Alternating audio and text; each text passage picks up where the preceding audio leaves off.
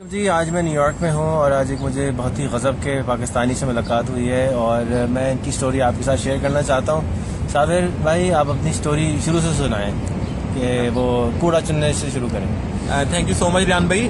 मेरे बचपन का आगाज़ कूड़ा चुनने से हुआ था। जैसे मैंने आपको पहले बताया, मैं पाकिस्तान में जो झोंपड़ी में लोग रहते हैं उन्हीं में से एक हूँ और मेरे अब्बू गधा गाड़ी चलाते हैं और मेरी अम्मी घरों में मासी के तौर पर काम करती है।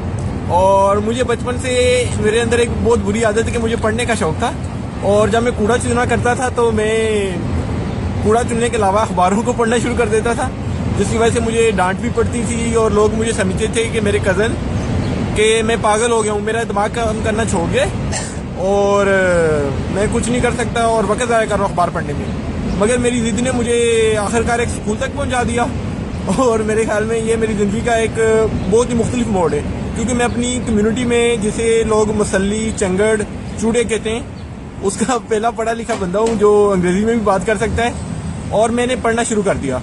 इस तरह मुझे जो मेरी रूटीन होती थी, मुझे अपने माँ बाप को पैसे कमा कर देने होते थे। मैं सुबह सुबह उठता था, अपना कूड़े का बैग पकड़ता था और मैं मुख्तलिफ मार्केटों में, घरों के सामने जहाँ भी मुझे कूड़ा मिलता था, प्लास्टिक, लोहा, टिन, जो भी बोतलें मिलती थी, गत्ता मिलता था, मुझसे चुना करता था।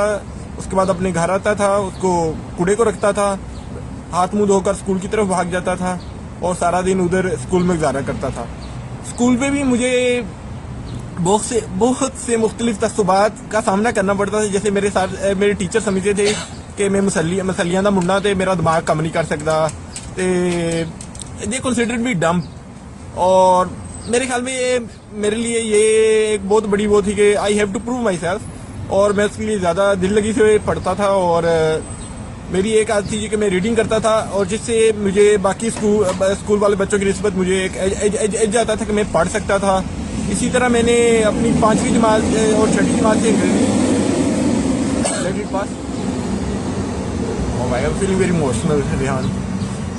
इसी तरह मैंने 5वीं और 6ठी जमात में अपनी अंग्रेज़ी पढ़ना शुरू किया और मेरे लिए अंग्रेज़ी सीखना एक बहुत ही मुख्तलिफ तजर्बा था। जैसा कि अंग्रेजी में बड़े हरूफ होते हैं, कैपिटल लेटर्स होते हैं और स्मॉल लेटर्स होते हैं, और मुझे बिल्कुल ये सेंस नहीं होती थी कि अगर हमारे पास बड़े हरूफ है तो मैं स्मॉल लेटर्स को यूज़ करने की क्या ज़रूरत है। इसने मेरा बहुत अच्छा खासा वक्त लिया।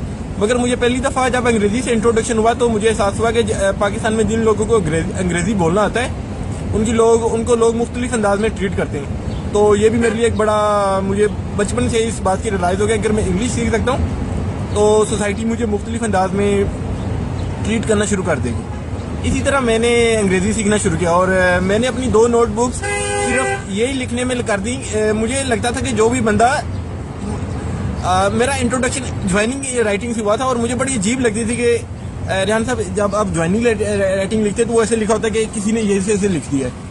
तो मेरे लिए ये मैंने अपनी 2 नोटबुक्स इसलिए भर दी कि शायद मैं अंग्रेज़ी लिख रहा हूँ। मुझे बहुत बाद में जब टीचर से थप्पड़ पड़े कि आपने 2 अपनी कापियाँ ज़ाया कर दी हैं तो मुझे अंदाज़ हुआ कि ये अंग्रेज़ी ऐसे लिखी जाती। खैर मैंने अंग्रेज़ी सीखी, मैंने बड़ी शिद्दत से अंग्रेज़ी सीखी। मैंने टेंसेस सीखे, मैंने एक्टिव पैसिव वॉइस सीखे, मैंने डायरेक्ट इनडायरेक्ट सीखे, मैंने एनालिसिस करना सीखा। मैंने एक ग्रामर पढ़ी जो एक इंडिया से उस वक्त मिला करती थी, हाई स्कूल ग्रामर कंपोजिशन, और इसे रैंड एंड मार्टन ने लिखा था, जो बहुत ही ज़बरदस्त है। मैं बच्चों को अभी भी रिकमेंड करता हूँ ट्यूशन पढ़ाते हुए।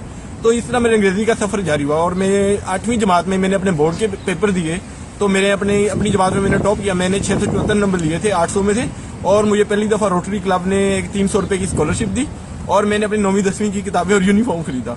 इस तरह मेरा ये सफ़र जारी रहा। मगर अब मुझे अंग्रेज़ी पढ़ना लिखना आ गया तो इसका सबसे बड़ा फ़ायदा ये हुआ कि मैं अपने साथ जो मेरे साथ क्लास फेलोज थे उन्हें ट्यूशन पढ़ाना शुरू हो गया। मैं उनके घरों में जाने लग पड़ा। मैंने सुबह कूड़ा चुनने के बजाय सुबह घरों में अखबार फेंकने शुरू कर दिए। जहाँ मेरी अम्मी काम करती थी मैंने वहाँ जाकर गाड़ियाँ साफ़ करना शुरू कर दी।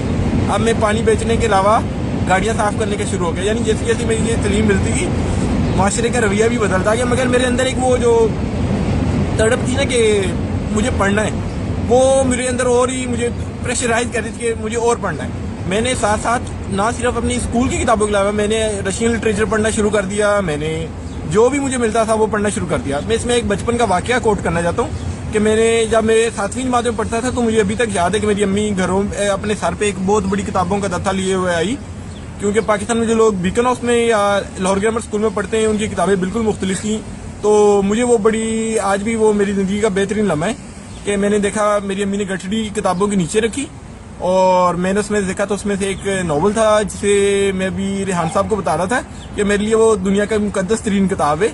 उस नॉवल का नाम मैं चाहूँगा कि हर बंदा वो नॉवल पढ़े जो ज़िंदगी में कोई सीखना चाहता है। उस नॉवल का नाम है ग्रेट एक्सपेक्टेशन और उसे बहुत मशहूर बरतानवी नॉवलिस्ट चार्ल्स डिकन ने लिखा है। और मेरे पास उस नॉवल का जो करेक्टर पिप है, मेरे लिए शायद वो किरदार पिप था कि पूरी दुनिया में जिसके साथ मैं रिलेट कर सकता था, जो मेरी तरह हालात में रह रहा था और अचानक उसे कोई बेनिफैक्टर मिल गया और वो उसकी लाइफ बदल गई। तो मेरे लिए ये बहुत ही लम्हा था और अभी भी मैं उस किरदार को अपने आप से रिलेट करता हूँ और अपने उससे मुझे हौसला मिलता है। और पता नहीं मुझे क्यों फील होता कि अगर मैंने वो नॉवल ना पढ़ा था तो मेरी ज़िंदगी बिल्कुल मुख्तलिफ होती। शायद मैं इस तरह ख्वाब ना देख पाता या इस तरह मैं बुलंद सोच का हामिल ना हो पाता। खैर, इस तरह मैंने अपना मैट्रिक किया, मैंने अकाउंटेंसी का डिप्लोमा किया, मैंने मुख्तलिफ जॉब करना शुरू कर दी, मैंने सोशल एक्टिविज्म में हिस्सा लेना शुरू कर दिया। मैंने यानी मेरे पढ़ने से अब बिल्कुल मेरा प्रोफाइल ही बदल गया, आप इसे कह सकते हैं। मैंने लिखना शुरू कर दिया, मैं ज़्यादा शिद्दत से लोगों से मिलना शुरू हो गया। मेरे अंदर जो हसास कमतरी था कि मैं चूड़ा हूँ, मैं चंगड़ हूँ, मैं वो हूँ, वो अदब ने या लिटरेचर ने वो बदल के रख दिया। और मैं can I take a breath? Okay. इसी तरह मैंने मुख्तलिफ प्रोग्राम में अप्लाई करना शुरू कर दिया। मैं लाहौर कौंसलेट में एक खतून है जिनका मैं बहुत ही सदके दिल से शुक्रगुजार हूँ। उनका नाम कैथरीन किसर था। वो मुझे एक सोशल गैदरिंग पे मिली तो she was truly impressed with my story and उसे यकीन नहीं हो रहा था कि पाकिस्तान में ऐसे लोग भी होते हैं या इस कम्युनिटी से भी लोग पढ़ लिख सकते हैं। तो उन्होंने मुझे एक फेलोशिप की प्रोग्राम का अप्लाई करने को कहा। तो मेरे लिए ये एक बहुत ही बड़ा था क्योंकि मैं आई वाज सो कंफ्यूज कि मुझे अंदाजा नहीं था कि मैं इसके लिए सिलेक्ट हो सकता हूँ या नहीं हो सकता हूँ। खैर, आखिरी रोज मैंने उसके लिए अप्लाई किया। मैंने उनसे रिक्वेस्ट की कि मेरा कोई लेटर ऑफ रिकमेंडेशन लिख दें क्योंकि मेरा और कोई जानने वाला तो है नहीं जो मेरा लेटर ऑफ रिकमेंडेशन लिख सकता हो। तो उन्होंने मेरा लेटर ऑफ रिकमेंडेशन लिखा। किस्सा मुख्तसर के मैं उस प्रोग्राम के लिए सिलेक्ट हो गया। नवंबर 2012 में मैं अमेरिका में आया और उस वक्त प्रोग्राम का क्या नाम था? मैं उसका नाम नहीं लूँगा। नवंबर 2012 में मैं अमेरिका में पहली दफ़ा आया और ये फेलोशिप थी अटलांटिक कोस्टल में एमर्जिंग लीडरशिप प्रोग्राम था जिसमें 15 लोगों को पूरे पाकिस्तान में से चुना गया और लकीली मैं भी उसमें सिलेक्ट हो गया। और जब यहाँ आया तो जब प्रेसिडेंट ओबामा के इलेक्शन हो रहे थे, हम मुख्तलिफ जगहों पे गए। वहाँ पे हम लोगों ने हम मुख्तलिफ जगहों पर इलेक्शन ऑब्जर्वेशन करने के लिए गए। तो मेरे लिए एक बहुत ही मुख्तलिफ तजर्बा था। जैसे कि मुझे पहली दफ़ा अंदाज़ा हुआ कि जमहूरियत के इस मुल्क को क्या फ़वायदे हैं, लोग कितने रिस्पॉन्सिबल हैं, हर आदमी वोट करने जा रहा है और एक सिस्टम में सॉरी रिपीट नहीं, मुझे मेरा अपॉइंटमेंट हो जाएगा तो we need to conclude. Okay. तो मैं इस तरह मेरा ये पहला अमेरिका की मेरी विजिट थी।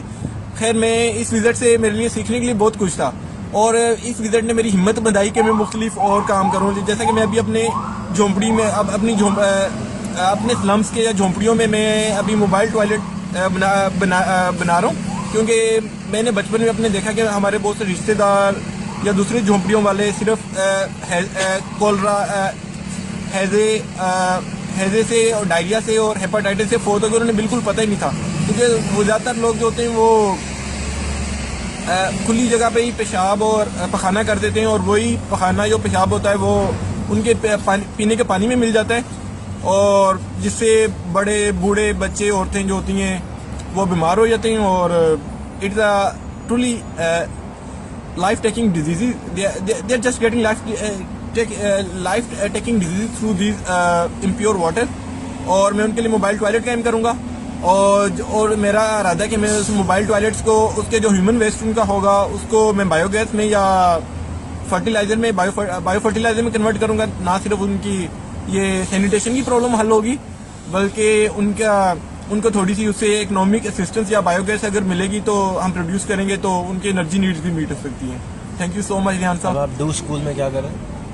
यहाँ डू स्कूल में कैसे पहुंचे? डू स्कूल ने मुख्तलिफ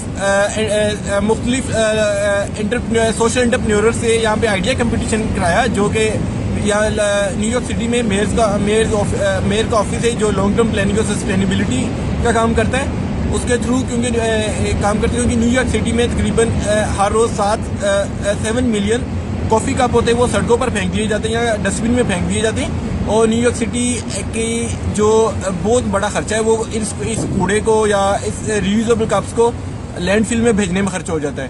तो मैं उन खुशकिस्मती से 18 लोगों में शामिल हूँ जो इस सोशल वेंचर के लिए सिलेक्ट हुए हैं और मैं यहाँ 10 हफ्तों के लिए हूँ। आज मेरा 9वां हफ्ता शुरू हो चुका है और अब मुझे न्यूयॉर्क की समझ आना शुरू होगी और अब मैं वापस जा रहा हूँ।